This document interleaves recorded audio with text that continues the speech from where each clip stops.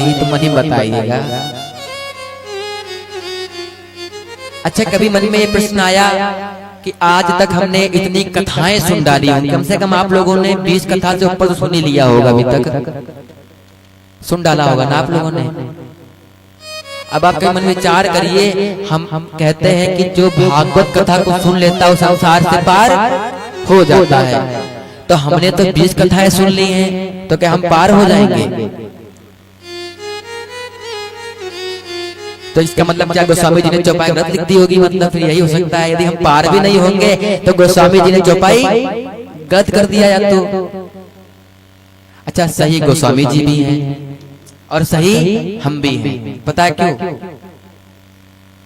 जैसे कथा को तो हम सुनते हैं लेकिन उसका चिंतन नहीं करते।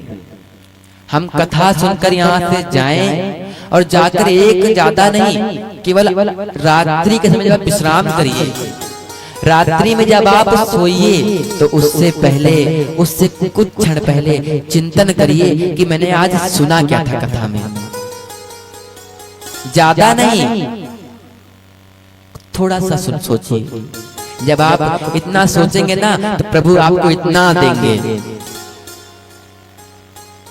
और जब तक सोचेंगे नहीं, अच्छा हमें काम भी ना करना पड़े और भवसागर पार भी हो जाए, ऐसा नहीं।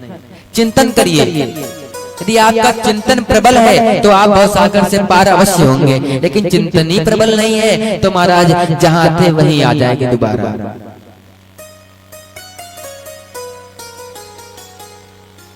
ये कथा जो आप सुन रहे हो ना, ये कथाएं आपकी धीरे धीरे इकट्ठा होती जा रही हैं। अर्थात हम जैसे इस संसार में आए और संसार में आकर के हमने क्या किया? खाना खाया, भोजन किया, पानी पिया, जल पिया, फल खाया, कुछ भी किया, तो वो व्यवस्था कहाँ से हुई? बोली व्यवस्था पूर्व जन्म से हुई। जैसा आपने प्रारब्ध बनाया था आज आपको वैसा ही मिल रहा है। अच्छा, हर चीज की सीमा होती, पता है क्या? जैसे कहते हैं लोग शुगर चीनी खाने से होता है, ऐसा नहीं है। चीनी खाने से शुगर नहीं होता है। अच्छा, शुगर तो अभी चला है, लेकिन हमारी बाबा दादी लोग जब खूब मिठाई खाते थे उन्हें शुगर कभी हुआ? कभी शुगर नहीं हुआ। लेकिन आज शुगर बहुत हो रहा है, क्यों? इसके पीछे एक ही कारण है, केवल बड़ा साधारण सा कारण है। पता है क्या? क्या कारण होगा? अच्छा, वहां से एक लिमिट बन करके आती है, आपके खाते में इतना चावल दिया जा रहा है। अब उसको चाहे आप आज ही खा लो और चाहे आप 10 दिन में खाओ। जैसे आपके पास चावल दिया गया 1 किलो, 1 किलो चावल को चाहे आप एक ही दिन बना डालो और 1 किलो चावल को चाहो तो आप महीना भर चलाओ, और महीना भर चावल जब खत्म हो जाएगा तो आपकी लिमिट खत्म हो जाएगी, एक्सपायर डेट लिख के आ जाएगी। तुरंत डॉक्टर कहेगा चावल खाना कम कर दो, नहीं तो अब ऊपर टिकट कटने लगेगी।